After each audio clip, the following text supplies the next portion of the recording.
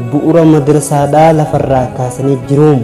haa ta'u garuu dura bu'aa fi barreessaa fi amiirranii fi imaamman walii galuudhaan hanga madrasaan nuuf ijaaramuu jedhanii mana gubbaaf jalli isaa qorqorroo keessatti roobaaf qabbana isaanirraa hin dhoowwine keessatti barattoota 300 ol barsiisaa har'a gaaniin guyyaa kaleessaa sababa roobni akka malee buudhaatiin akka itti barataniif barsiisawwan dhabaniif alatti bahanii jiru.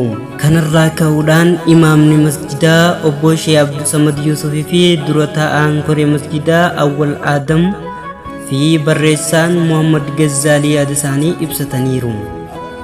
Al-Mudir dura bu'aan madrasaa Ustaaz Ahmad Siraajii fi Ustaaz Khalifaa Muhammad, Ustaaz Adam Muhammad yaada isaanii ibsataniiru. haa ta'u garuu yaadni isaanii kennatan wal fakkaataadha.